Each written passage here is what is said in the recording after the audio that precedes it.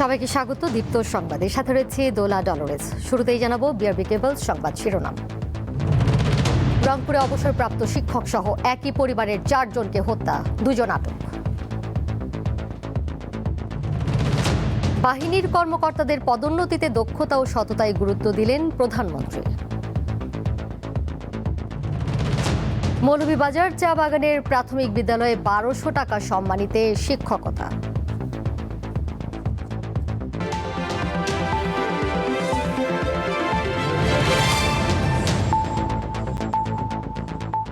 বাড়ির ছাদে ইয়াবা সেবনে বাধা দেওয়ায় রংপুর জেলা স্কুলের অবসরপ্রাপ্ত শিক্ষক গণপতি চক্রবর্তী জুয়েল, তার স্ত্রী ও 2 সন্তানকে একে একে হত্যা করা হয় বলে জানিয়েছে পুলিশ। এই ঘটনায় 2 জনকে আটক করার কথাও জানিয়েছে পুলিশ। দুপুরে নিজ কার্যালয়ে রংপুর মেট্রোপলিটনের পুলিশের কমিশনার মোহাম্মদ আব্দুল মাবুদ প্রেস ব্রিফিংয়ে কথা জানান। পুলিশ বলছে একই এলাকার বাসিন্দা 2 মামাতো ভাই মুগ্ধ দাস ও সিদ্ধার্থ দাস গণপতি চক্রবর্তীর বাড়ির ছাদে ইয়াবা সেবন করছিল।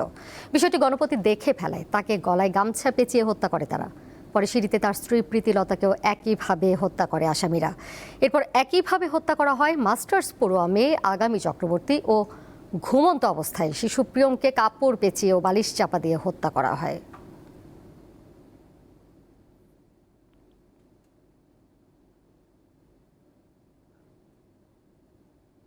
রুজু হয়েছে কোতোয়ালি থানার মামলা নম্বর 43 ধারা 302-34 দণ্ডবিধি। মামলাটা সঠিক তদন্তের মাধ্যমে, সুষ্ঠু তদন্তের মাধ্যমে আমরা যেন অতি দ্রুত আমাদের পুলিশের যে করণীয় অংশটুকু চার্জশিট দাখিল করতে পারি এবং প্রকৃত আসামি তাদের যেন বিচারের আওতায় আনতে পারি, আমরা সে চেষ্টা করে যাব ইনশাল্লাহ। এ বিষয়ে আরও খবর জানাতে রংপুর থেকে সরাসরি যুক্ত রয়েছেন সহকর্মী ফেরদৌস জয়। যাচ্ছি তার কাছে। জয়, পুলিশ কমিশনার তো প্রেস ব্রিফিং করেছেন, আমরা কিছু অংশ শুনছিলাম, আপনি তো সেখানে ছিলেন, বিস্তারিত জানাবেন। হত্যাকাণ্ডের প্রকৃত কারণ নিয়ে পুলিশ আরও কি বলছে, বিশেষ কিছু কি জানতে পেরেছেন কিনা, এবং এখন এলাকার সার্বিক পরিস্থিতি কি? দোলা, যেমনটি বলছিলেন, পুলিশ কমিশনার ব্রিফিংয়ে যা জানিয়েছেন তা আসলে রোমহর্ষক এবং এই হত্যাকাণ্ডের পেছনে শুধুমাত্র মাদক সেবনকে বাধা দেওয়ার জন্যই তারা মূলত এই হত্যাকাণ্ড করে। এমনকি চাঞ্চল্যকর তথ্য পুলিশ জানিয়েছে যে মাদক সেবন করার পরে হত্যাকাণ্ড হয়, তারপরে আবারও তারা মাদক সেবন করে এবং সেখানে থাকা খেজুর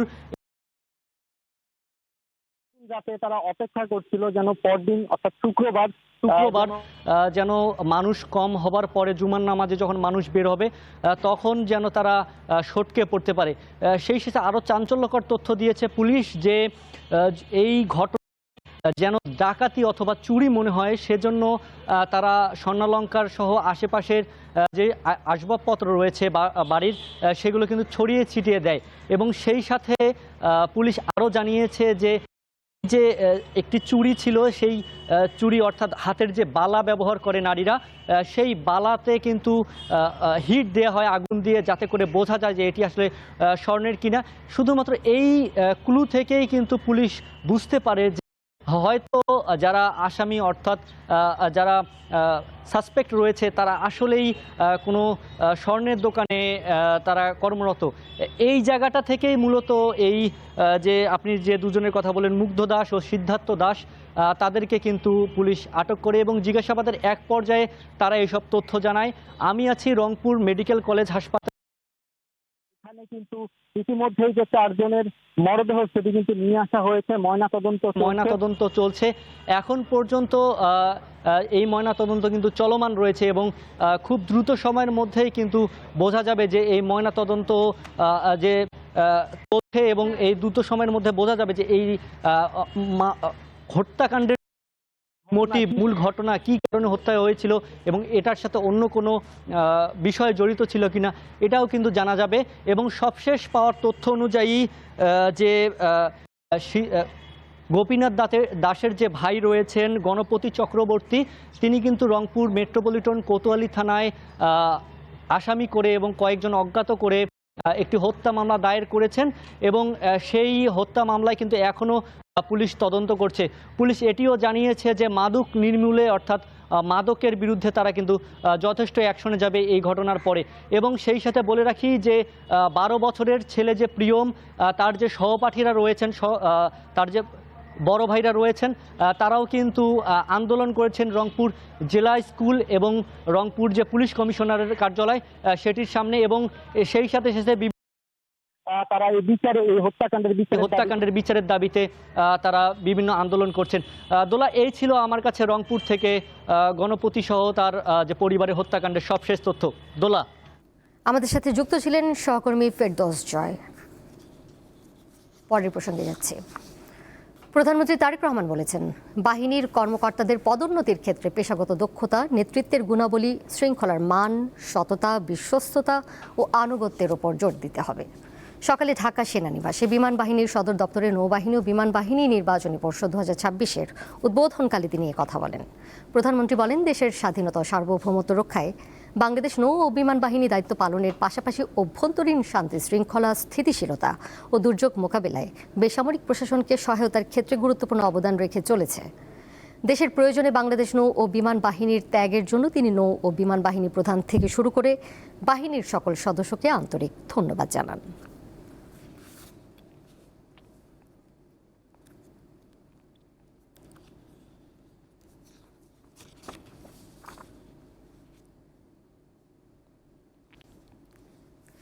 নতুন রাষ্ট্রপতি মির্জা ফখরুল ইসলাম আলমগীর বঙ্গভবনে আজ দাপ্তরিক কার্যক্রম শুরু করেছেন। বেলা 11টায় তিনি বঙ্গভবন পৌঁছান। এই সময় প্রধান ফটক 2-এ বাংলাদেশ পুলিশের একটি সুসজ্জিত অশ্বারোহী দল তাকে অভ্যর্থনা জানায়। পরে বাংলাদেশ সেনাবাহিনীর প্রেসিডেন্ট গার্ড রেজিমেন্ট PGR এর একটি সুসজ্জিত চৌকস দল রাষ্ট্রপতিকে ক্রেডেনশিয়াল মাঠে গার্ড অফ অনার প্রদান করে। এরপর বঙ্গভবনের অক্টাগোনালে রাষ্ট্রপতির সামরিক সচিব মেজর জেনারেল ASM বাহাউদ্দিন ও অন্যান্য কর্মকর্তা নতুন রাষ্ট্রপতিকে ফুল দিয়ে স্বাগত জানান। বঙ্গভবনে অফিস শুরুর প্রথম দিনে রাষ্ট্রপতি মির্জা ফখরুল ইসলাম আলমগীর তার অফিস কক্ষে অবস্থান করে দাপ্তরিক নথিপত্রে স্বাক্ষর করেন।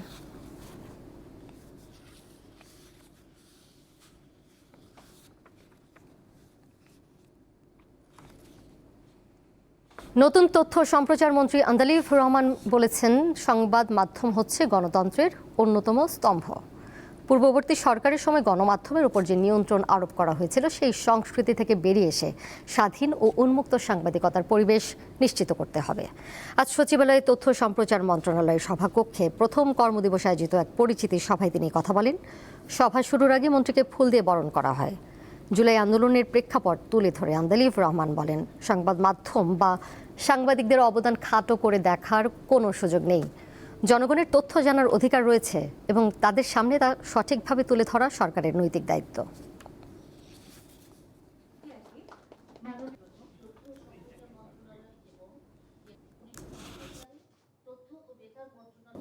সংবাদ মাধ্যম গত 17 বছরও সেই ধরনের আপনার কন্ট্রোলিং নেচার এবং কথায় কথায় সেই সময় বলা যে টেলিভিশনের লাইসেন্স কারা দিয়েছে, কাদের কথা বলতে হবে সেই যে মনে করিয়ে দেওয়া, হাত বেঁধে দেওয়া সাংবাদিক, তার মধ্যে থেকেও আমরা যতগুলি খবর পেয়েছি তা চারবার যেভাবে গণতন্ত্রের মুখ বন্ধ করা হয়েছিল, অন্যান্য যা যাই আছেন সংবাদ মাধ্যমের মাধ্যমেই কিন্তু আমরা জানতে পেরেছি। তাদের মাথায় রাখতে হবে যে আমরা অবশ্যই এই মন্ত্রণালয়ের দায়িত্ব রেগুলেট করা, বাট কোনোভাবেও যেন আমরা কন্ট্রোলে না যাই।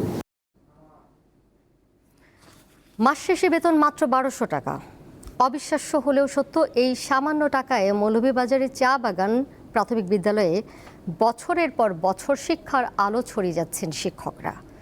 জেলার 69টি স্কুলের 9000 শিক্ষার্থীকে পড়ান তারা। সকাল হলেই বই খাতা হাতে স্কুলে ছুটে আসে শিশুরা। ডাক্তার, শিক্ষক কিংবা বড় কর্মকর্তা হওয়ার স্বপ্ন দেখে তারা।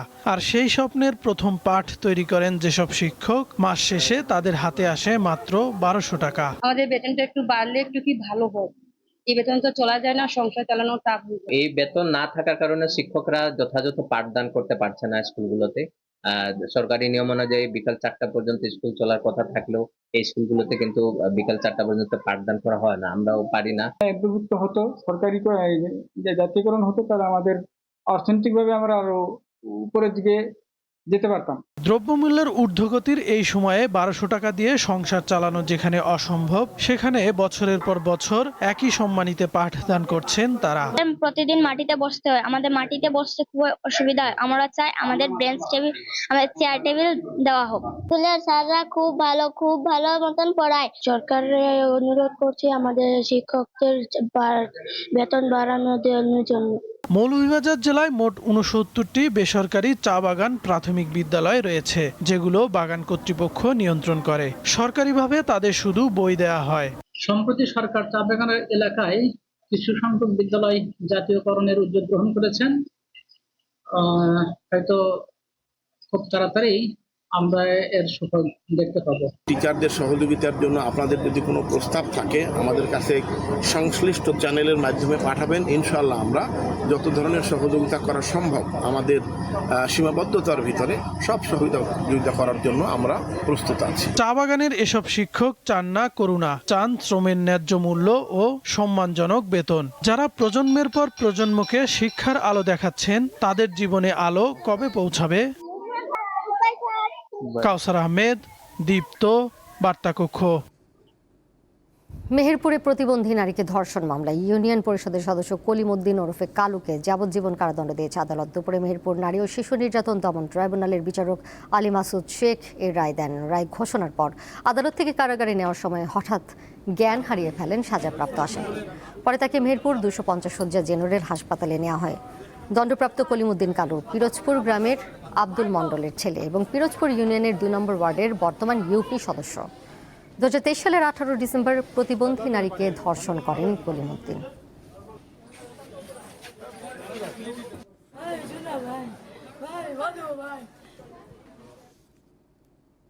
চুয়াডাঙ্গা সদর উপজেলা থেকে কৃষকদের জন্য বরাদ্দ প্রণোদনার 54 বস্তা সার গায়েবের ঘটনায় তোলপাড় শুরু হয়েছে। রোববার সকালে সদর উপজেলায় প্রণোদনার সার নিতে আসা কৃষকদের বিষয়টি জানায় কর্তৃপক্ষ। এ ব্যাপারে চুয়াডাঙ্গা সদর উপজেলার কৃষি অফিসার জানান, কৃষকের প্রণোদনার 54 বস্তা সার চুরি হয়েছে। ব্যক্তিগতভাবে সার কিনে কৃষকদের দেওয়া হয়েছে। এই ঘটনায় থানায় জিডির প্রস্তুতি চলছে বলে জানান তিনি।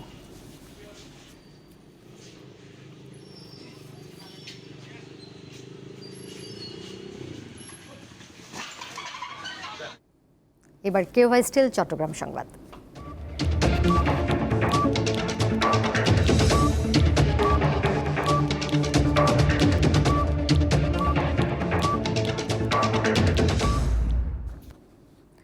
চট্টগ্রামের কর্ণফুলী উপজেলায় মাদক বিরোধী বিশেষ টাস্ক ফোর্সের পৃথক অভিযানে ইয়াবা, গাঁজা ও চোলাই মদ উদ্ধার করা হয়েছে। অভিযানে শিকলবাহা এলাকা থেকে 30 পিস ইয়াবা, 500 গ্রাম গাঁজা, 20 লিটার চোলাই মদ ও নগদ অর্থ উদ্ধার করা হয়। এই ঘটনায় অজ্ঞাতনামাদের আসামি করে মামলা দায়ের করা হয়েছে। অন্য এক অভিযানে 150 গ্রাম গাঁজা সহ মুজিবুর রহমান নামে একজনকে আটক করা হয়। পরে ভ্রাম্যমাণ আদালতের মাধ্যমে তাকে 2 মাসের বিনাশ্রম কারাদণ্ড ও অর্থদণ্ড দেওয়া হয়। অভিযুক্তদের বিরুদ্ধে এর আগেও মাদক মামলা রয়েছে বলে জানিয়েছে পুলিশ।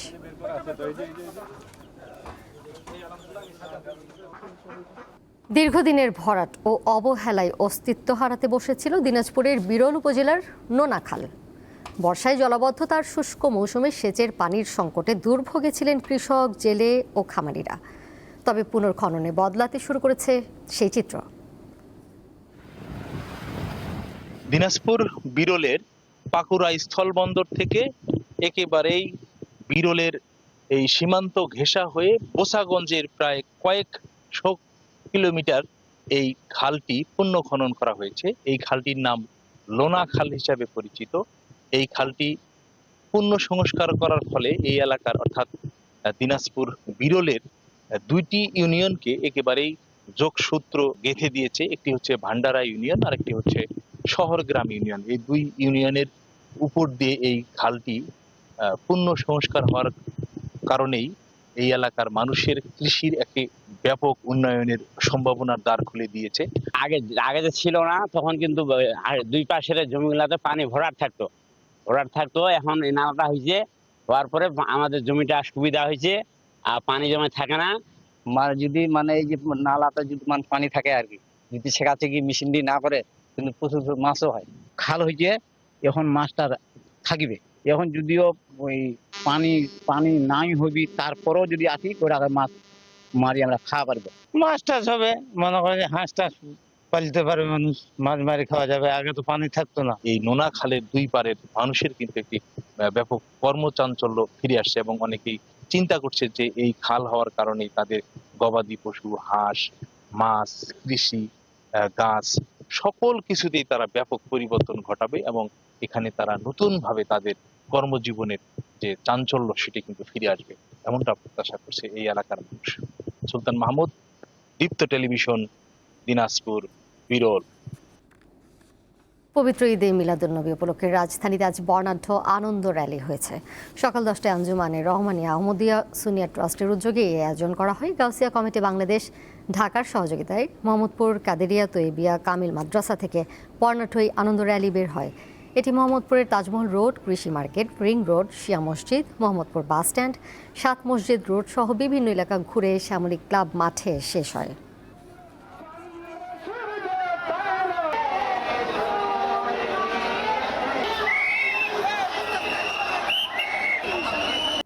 এবারে জানাবো খেলার খবর। ম্যাকাই টেস্টে অস্ট্রেলিয়ার কাছে ইনিংস 51 রানে হারল বাংলাদেশ। প্রথম ইনিংসে 64 রানের পর দ্বিতীয় ইনিংসে বাংলাদেশ অল আউট হয়েছে 95 রানে। দুই ইনিংসে মিলিয়েও তারা ছুঁতে পারেনি অস্ট্রেলিয়ার প্রথম ইনিংসের 210 রান। 10 উইকেট শিকার করে ম্যাচ সেরা হয়েছেন মিচেল স্টার্ক, সিরিজ সেরাও তিনি। প্রথম ইনিংসে 64 রানে অল আউট হওয়ার পর দ্বিতীয় ইনিংসেও হতাশ করলেন বাংলাদেশের ব্যাটাররা। 95 রানে গুটিয়ে যায় সবাই। এই প্রথম টেস্টের দুই ইনিংসেই 100-র নিচে অল আউট হলো বাংলাদেশ। ডাউন অফ দ্য উইকেটে এসে লং অফে ক্যাচ তুলে দিয়েছেন নাজমুল। তানজিদ আউট হলেন হুক করতে গিয়ে। লিটন 10 বল খেলেও রানের খাতা খুলতে পারেননি। এক প্রান্ত আগলে থাকা মুশফিক 80 বল খেলে 29 রানে অপরাজিত থাকেন।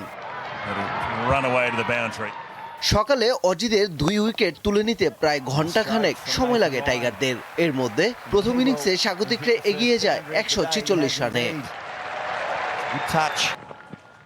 টসে জিতে অস্ট্রেলিয়া ব্যাটিংয়ে বেছে নেওয়ার পর স্বাগতিকদের চ্যালেঞ্জই জানাতে পারেনি অতিথিরা। 2 ইনিংসে হতাশার ব্যাটিংয়ের মাঝে ম্যাচে একমাত্র স্বস্তি শরীফুল ইসলামের দুর্দান্ত বোলিংয়ে 7 উইকেট শিকার। 1-1 সমতার সিরিজে শেষটা হতাশার হলেও ডারউইনের টাইগারদের জয় বাংলাদেশের ক্রিকেট ইতিহাসে স্মরণীয় হয়ে থাকবে। 23 বছর পর অস্ট্রেলিয়ার মাটিতে খেলতে নেমে তারা এই সাফল্য পেয়েছে। পারভেজ খোকন, দীপ্ত স্পোর্টস। হকির আন্তর্জাতিক টুর্নামেন্টে অংশগ্রহণ প্রায় নিয়মিত হলেও হযবরল অবস্থা ঘরোয়া লিগের। অর্থ সংকট থেকে শুরু করে ক্লাবগুলোর মাঝে নানা দ্বন্দ্বের জেরে লম্বা সময় ধরে হচ্ছে না খেলা। তবে সম্প্রতি মাওলানা ভাসানীর নীল টার্ফে খেলা নিয়মিত করার উদ্যোগ নিয়েছে হকির অ্যাডহক কমিটি। হকি নিয়ে মোহাম্মদ হাসিবের 3 পর্বের ধারাবাহিকের আজ দ্বিতীয় পর্ব। প্রিমিয়ার প্রথম কিংবা দ্বিতীয় বিভাগ, হকি লিগ মানেই অনিয়মিত। হকির কোনো লিগ মাঠে নামাতেই নানা ঝামেলা, ক্লাবগুলো রয়েছে অনীহা। উদাসীনতায় গা ভাসিয়ে রাখেন ফেডারেশনের কর্মকর্তারাও। সব মিলিয়ে দেশের অন্যতম সম্ভাবনাময় খেলা হকি এখন স্থবির। অপ্রিয় সত্য যে ফেডারেশন থেকে ক্লাবগুলির কোনো ইনসেন্টিভ বলেন কোনো কিছু দেওয়া হয় না। সার্চ কমিটি করা হয়েছিল, সার্চ কমিটি আবার ঢাকা প্রিমিয়ার লিগের বা ঢাকা লিগের যারা ক্লাবগুলি আছে 32টা ক্লাব, 32 ক্লাবস, একজনও প্রতিনিধি ছিল না। যদি আপনি প্রতিনিধি না রাখেন ক্লাব থেকে, ক্লাব তো ইন্টারেস্টেড হবে না। তো আমরা ইন্টারন্যাশনালে যখন একটা ভালো রেজাল্ট করি, করার পরে যখন একটা টার্নিং পয়েন্ট আসে, তখন ওই সময় দেখা যায় একটা কোনো না কোনো বাধা চলে আসে। আর মেনলি আমাদের বাধার জায়গাটা হচ্ছে আমাদের premier league, first division premier লিগটা। এটা 98-এর পর থেকে আর কন্টিনিউ প্রতি বছর হয়নি এবং লাস্ট 2000 সালে হয়েছিল। তারপরে 1 বছর গ্যাপ যেত। যারাই বাধা দেয় তারা আমাদের হকি ফ্যামিলিরই, তাই হকির বাইরেই কেউ না, কারণ বাহির থেকে এসে কেউ বাধা দিতে পারে না।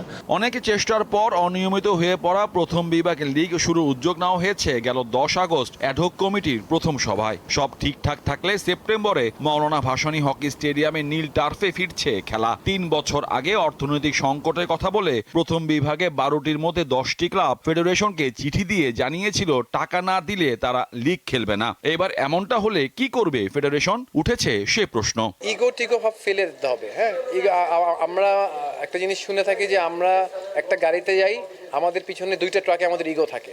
সো হকি ভালো করতে চাইলে আসলে কে কি বলছে ওই সব কিছুর ঊর্ধ্বে হকি থাকতে হবে, ইগো ফেলে দিতে হবে, আর না হলে তার সরে যেতে হবে। আমার হিসাব simple, I am not here two please everyone, I am here two please hockey, I am here to give the nation something very big. 2023 সালে ফ্র্যাঞ্চাইজি লিগের সময় জমজমা ছিল মৌলানা ভাসানী স্টেডিয়াম, কিন্তু তারপর থেকে আবারও বিরান ভূমি হয়ে আছে দেশের একমাত্র হকি ভেন্যুটি। মোহাম্মদ হাসিব, দীপ্ত স্পোর্টস, ঢাকা। শেষ করব দীপ্ত সংবাদ যাবার আগে বিআরবি কেবল সংবাদ শিরোনাম জানাবো আরও একবার। রংপুরে অবসরপ্রাপ্ত শিক্ষক সহ একই পরিবারের 4 জনকে হত্যা, 2 জন আটক। বাহিনীর কর্মকর্তাদের পদোন্নতিতে দক্ষতা ও সততায় গুরুত্ব দিলেন প্রধানমন্ত্রী। মৌলভীবাজার চা বাগানের প্রাথমিক বিদ্যালয়ে 1200 টাকা সম্মানিতে শিক্ষকতা।